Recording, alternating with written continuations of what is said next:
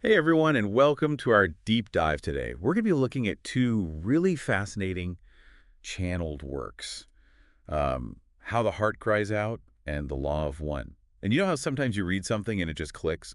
We're kind of aiming for that aha moment today as we compare these two works, see where they overlap, where they diverge, and most importantly, how their wisdom can apply to our lives. Yeah, what's really intriguing is that while both works draw from the same wellspring, this universal philosophy called the Law of One, they offer these distinct perspectives, almost like two different lenses focusing on the same fascinating object. Okay, so for anyone who's new to this whole thing, channeling might sound a little mysterious. Can you demystify that a bit? Sure, think of it this way. Imagine tuning into a radio frequency, but instead of music, you're receiving thoughts, ideas, even whole philosophies from a non-physical consciousness. So like a cosmic download of wisdom. Exactly. In this case, the Law of One, which is also known as the ROM material, was channeled back in the early 1980s by a group called LL Research. And it lays out this cosmic framework of spiritual evolution, focusing on service to others and the interconnectedness of all things. And then we have How the Heart Cries Out, which is a more recent work, channeled by the Other Selves Working Group. And this one seems to zoom in on the practical, how we can apply these lofty concepts in our everyday lives, right? Yes, How the Heart Cries Out is like a companion guide to the Law of One, offering insights on how to navigate the challenges of being human, especially within group dynamics. Like the first one gives you the map of the terrain, and the second one equips you with the tools and strategies for the journey. I love that analogy. So let's dive into some specifics. The Law of One introduces this core idea of service to others as the driving force of spiritual evolution. And it's not just about being nice, but about acting in ways that benefit the well-being of all beings. And what's fascinating is that the Law of One doesn't shy away from the complexity of this concept. It delves into a whole cosmology of different densities of consciousness, which are like stages of spiritual evolution, each with its own unique characteristics and challenges. Densities of consciousness. I remember scratching my head when I first encountered that. Could you break it down for us? Imagine a spectrum of awareness, starting from the most basic level of existence and expanding outward to encompass increasingly complex and interconnected states of being. We humans here on Earth are currently in third density, a stage focused on developing self-awareness and exercising free will. So we're still in the early stages of the game, so to speak. Exactly. The goal is to graduate to higher densities, which are characterized by greater wisdom, compassion, and understanding of the interconnected nature of reality. Okay, so how do we level up? Well, that's where the Law of One gets really interesting. It talks about a process called harvest, where souls, after cycles of learning and growth, can move to higher densities. And guess what plays a crucial role in this graduation process? I have a feeling you're going to say service to others. You got it. The choices we make, how we interact with others, the degree to which our actions are motivated by love and compassion. All of these factor into our spiritual evolution and ultimately determine whether we're ready for the harvest. But here's where things get even more intriguing. This concept of polarity. The tension between service to self and service to others.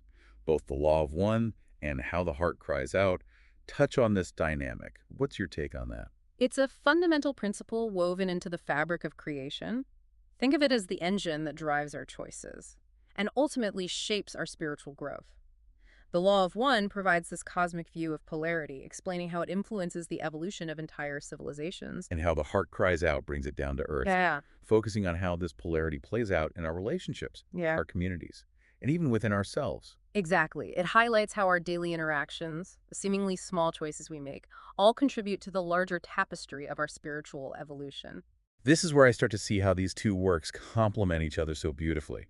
One lays out this grand cosmic framework, and the other gives us the tools to navigate the complexities of being human within that framework. It's like having a bird's eye view and a street level perspective all at once, helping us understand both the big picture and the intimate details of our spiritual journeys. Okay, so we've got these two channelings, both pointing towards the same universal truth, but offering different angles and insights. Now, I'm curious to explore how these insights can help us, the listeners, in our own lives. Let's start with one of the most intriguing concepts that both works emphasize, the veil of forgetting. Ah, yes, the cosmic amnesia we all supposedly signed up for. Tell me more about that. It's this idea that when we incarnate into this physical reality, we essentially agree to forget our true nature, our past lives, our connection to the source. It's like we've drawn a curtain over our cosmic memory, limiting our awareness to this present moment. Why would we choose to do that? It seems like it would make spiritual growth more challenging. That's the paradox. The veil serves a crucial purpose. By temporarily forgetting our true nature, we get to experience challenges and make choices with genuine free will. It's like embarking on a grand adventure without knowing the entire plot in advance. It allows for genuine surprise, discovery, and growth. So it's not about remembering who we are, Yeah. but rediscovering ourselves through the experiences we have in this lifetime. Exactly. And that's where the real magic of the law of one comes into play. By embracing the challenges and opportunities presented to us, we gradually lift the veil and remember our true nature, not through intellectual knowledge, but through lived experience. That's a beautiful way to put it. So how does this concept of the veil of forgetting relate to our everyday lives, especially in the context of how the heart cries out? Well, how the heart cries out reminds us that even though we've forgotten our true nature, that innate wisdom is still within us waiting to be uncovered. And one of the most powerful ways to lift the veil is through introspection, through honestly examining our thoughts, feelings, and motivations. So it's about becoming more self-aware, more conscious of the choices we're making and why we're making them. Yes, and both channelings emphasize that we're not alone in this process. We have access to guidance, not just from these channeled works, but also from within ourselves, from our intuition, our higher selves, and even from the challenges and experiences we encounter. Okay, so we've got this veil of forgetting that allows us to experience life with fresh eyes. And we've got this inherent wisdom within us that we can tap into through introspection and self-awareness. What other wisdom nuggets can we glean from these channelings that can help us navigate our lives? Both works emphasize the concept of catalyst, which refers to experiences that trigger our growth and help us uncover our true selves. It's like those moments that shake us up, challenge our beliefs, and force us to confront those aspects of ourselves that we might rather avoid. Exactly. The law of one suggests that these catalysts, even the seemingly negative ones, are ultimately opportunities for learning and evolution. So it's not about trying to avoid difficult experiences, but about learning to see them as valuable teachers, even if the lessons are tough. How the heart cries out goes a step further by offering specific guidance on how to work with catalyst, especially when it comes to difficult emotions like fear, anger, and frustration. It suggests that instead of suppressing or avoiding these emotions, we can learn to recognize them as valuable messengers, offering insights into our deeper needs and motivations. So it's about developing emotional literacy, learning to understand the language of our emotions and what they're trying to tell us. Precisely. And this ties back to the concept of service to others. By understanding and working through our own emotional challenges, we become more compassionate and better equipped to support others in their journeys. It's like that saying, you can't pour from an empty cup. This resonates so much with me. I know from personal experience that when I'm struggling with my own stuff, it's hard to be fully present and supportive for others. And that's where How the Heart Cries Out offers some really practical advice on how to create a container for these difficult emotions, how to hold space for ourselves with compassion and understanding. It also emphasizes the importance of self-care, of recognizing that tending to our own needs is not selfish, but essential for our well-being and our ability to serve I others. love that reframing. It's not about putting ourselves first at the expense of others, but about recognizing that taking care of ourselves enables us to show up more fully for everyone. Exactly. It's about creating a virtuous cycle where self-care and service to others complement and enhance each other. Okay, so we've got this concept of the veil of forgetting, the importance of introspection and self-awareness, the idea of catalyst as a teacher, and the emphasis on emotional literacy and self-care. What other wisdom nuggets can we unpack from these two channelings?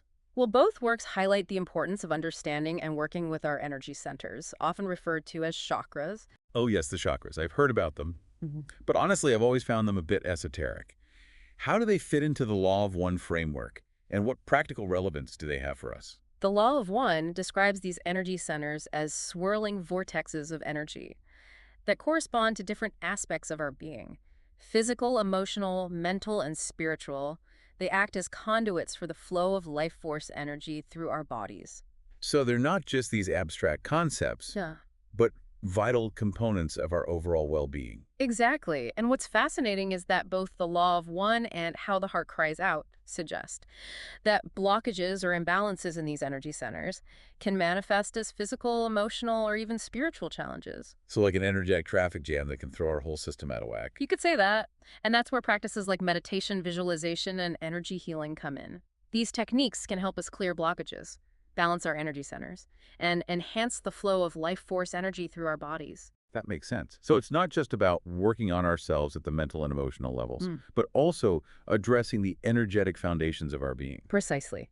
And both the law of one and how the heart cries out emphasize that working with these energy centers can be a powerful tool for accelerating our spiritual growth and enhancing our overall well-being.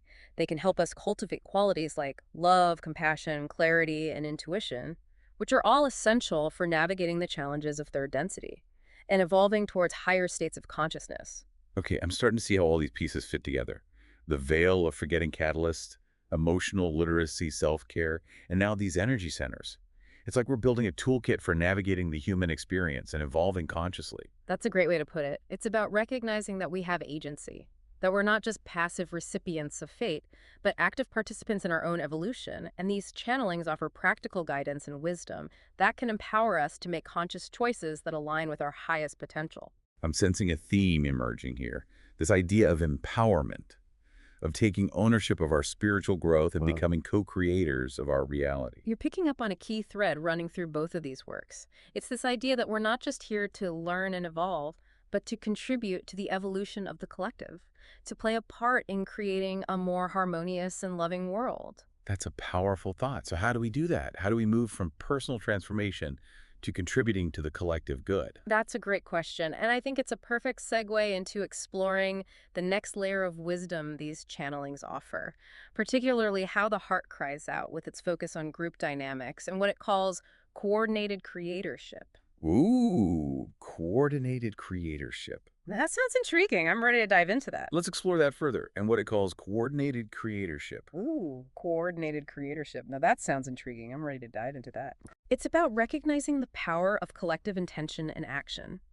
How the heart cries out suggests that when individuals come together with a shared purpose, aligned intentions, and a willingness to collaborate, they can create something far greater than the sum of their parts. So it's like a synergy, where the group's energy amplifies individual efforts, leading to a more powerful outcome. Exactly. Think of it as a symphony orchestra. Each musician plays their individual instrument, but when they all come together under the guidance of a conductor, they create a harmonious and powerful musical experience. That's a great analogy. So how does this apply to our everyday lives? And we're not all symphony musicians or part of some grand collective effort. That's where how the heart cries out gets really practical. It suggests that we can apply the principles of coordinated creatorship in all sorts of settings. Our families, our workplaces, our communities, even in online groups and social movements. So it's about becoming more conscious of how we interact with others, how we contribute to the group energy, and how we can work together to achieve shared goals. Precisely. And it starts with self-awareness, understanding our own strengths, weaknesses, and how our individual energy affects the group dynamic. That makes sense. Yeah. I know from personal experience that group dynamics can be tricky. Sometimes it flows effortlessly, and other times it feels like everyone's paddling in different directions. How the Heart Cries Out acknowledges that group work is not without its challenges. It talks about the importance of open communication, active listening, and a willingness to compromise. It also highlights the need for clear intentions and boundaries within the group, ensuring that everyone feels respected and supported. That resonates with me.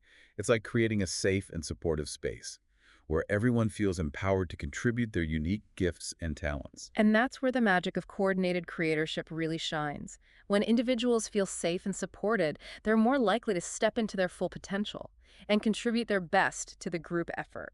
This makes me think about the concept of wanderers, which both the Law of One and How the Heart Cries Out mention. It's this idea that some souls come from higher densities to assist with Earth's evolution. Could you tell us a bit more about that? It's a fascinating concept. The Law of One describes wanderers as souls who have already experienced higher densities of consciousness and have chosen to incarnate on Earth at this time to help raise the overall vibration of the planet. So they're like cosmic volunteers Here, on a mission to help humanity evolve. you could say that, and often wanderers feel a sense of not belonging, a longing for something more, like they're from another planet, which in a way they are. That's so interesting. It makes me wonder if some of the challenges we face in group dynamics might stem from the fact that we're not all coming from the same level of awareness or spiritual maturity. That's a very insightful observation. How the Heart Cries Out acknowledges that diversity within groups can be both a source of richness and a potential challenge.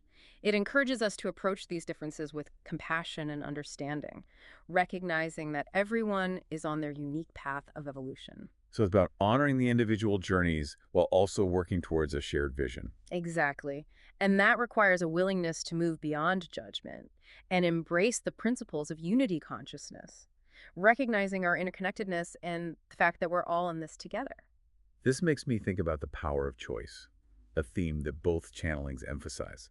It's this idea that we have free will, the ability to choose our thoughts, actions, and ultimately the direction of our lives. The Law of One is very clear on this point. It states that free will is a fundamental principle of creation, and our choices shape not only our individual destinies, but the very fabric of reality. Wow, that's powerful. So we're not just passive passengers on this cosmic ride, but active co-creators of our reality. Exactly. And this understanding can be both empowering and daunting.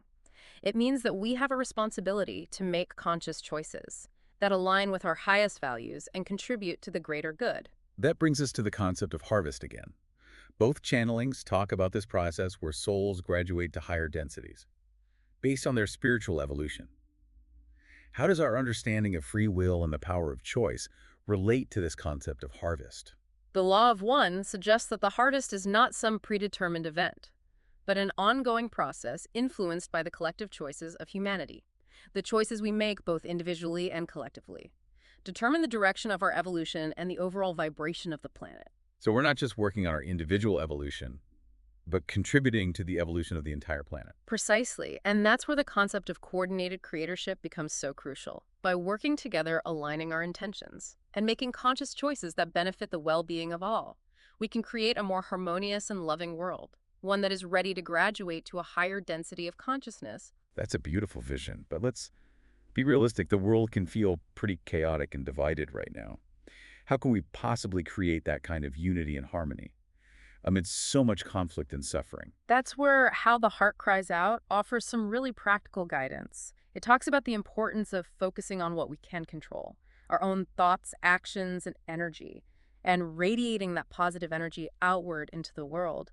It also emphasizes the power of forgiveness, both of ourselves and others, as a way to heal old wounds and release negativity that might be holding us back. That resonates with me. It's easy to get caught up in the negativity and feel overwhelmed by the state of the world. But ultimately, it's about choosing love over fear, compassion over judgment, and focusing on what we can do to make a positive difference, even in small ways. Exactly. And that brings us to one of the most powerful tools for personal and collective transformation that both channelings emphasize, the power of imagination. Imagination. I thought we were talking about spiritual evolution, not fairy tales. How the Heart Cries Out suggests that imagination is not just child's play, but a powerful tool for shaping reality. It encourages us to use our imagination to envision a more harmonious and loving future, both for ourselves and the planet. So it's not just about dreaming of a better world, but actively participating in its creation through our thoughts, intentions, and actions. Precisely. And when we combine the power of imagination with coordinated creatorship, we tap into a force that can truly transform the world. Imagine a group of people coming together, aligned in their vision of a more harmonious and loving world, and using their collective energy and imagination to bring that vision to life. That's the power of coordinated creatorship at its finest. That's a truly inspiring thought. It makes me wonder, what are some practical ways we can cultivate and harness this power of imagination in our lives? That's a great question, and I think it's a perfect place to pause for a moment and delve into some specific practices and techniques that can help us tap into this transformative power. That's a truly inspiring thought. It makes me wonder, what are some practical ways we can cultivate and harness this power of imagination in our lives? That's a great question. Both the Law of One and How the Heart Cries Out offer some really insightful guidance on this. They suggest that practices like meditation, visualization, and creative expression can help us strengthen our imaginative abilities and align our energy with our desired outcomes. So it's not just about daydreaming, but about actively engaging our imagination in a focused and intentional way. Exactly. For example, How the Heart Cries Out suggests creating a sacred space in our homes, a place dedicated to spiritual practice, contemplation, and creative expression. It could be as simple as a corner of a room, with a comfortable chair, a few inspiring objects, and maybe some candles or incense. I love that. It's about creating an environment that supports our inner work and helps us connect with our higher selves. What about meditation? How does that tie into the power of imagination? Meditation helps quiet the mind and create a space for deeper insights and inspiration to emerge. The Law of One describes meditation as a process of tuning our consciousness to higher frequencies, allowing us to access wisdom and guidance beyond our everyday awareness. So it's like we're clearing the static on the radio dial so we can tune into a clear channel of cosmic wisdom. That's a great analogy. And once we've quieted the mind, we can use visualization techniques to create mental images of our desired outcomes, whether it's healing a physical ailment, strengthening a relationship, or contributing to a more harmonious world. This makes me think about the power of affirmations, those positive statements we repeat to ourselves to reprogram our subconscious mind. Would you consider that a form of visualization? Absolutely. Affirmations are a powerful way to use language and imagination to align our energy with our desired outcomes. By repeatedly affirming our desired state of being, we're essentially planting seeds in our subconscious mind, which can then grow and manifest in our reality. So it's like we're using our words and thoughts to paint a picture of the reality we want to create. Precisely. And the more we focus on those positive images and feelings, the more we're likely to attract experiences that align with that vision. This is so empowering. It reminds me that we're not just victims of circumstance, but active participants in creating our own reality. But what about those times when we feel stuck, when we're facing challenges that seem insurmountable? How can we tap into this power of imagination when we're feeling overwhelmed or discouraged? That's where the practices of self-compassion and forgiveness become so important. How the heart cries out reminds us that we're all on a journey of growth and evolution, and there will be times when we stumble or make mistakes. So it's about being gentle with ourselves and recognizing that setbacks are a natural part of the process. Exactly. Instead of beating ourselves up for our perceived failures, we can choose to learn from those experiences and move forward with greater wisdom and understanding. And that's where forgiveness comes in, both of ourselves and others. Forgiveness is a powerful act of release. It allows us to let go of resentment, anger, and guilt, freeing up our energy to focus on creating a more positive and harmonious reality. This all ties back to the concept of service to others, doesn't it? By cultivating self-compassion, forgiveness, and a positive outlook, we're not only benefiting ourselves, but also contributing to a more loving and compassionate world. You've hit the nail on the head. It's all interconnected. Our inner work, our personal transformation ripples outward and affects the collective. This has been such a rich and insightful conversation. As we wrap up our deep dive into how the heart cries out and the law of one, what's the key takeaway you hope listeners will walk away with? I hope listeners will feel empowered to embrace the principles of the Law of One, service to others, love, compassion, and unity consciousness, and apply them in their own lives.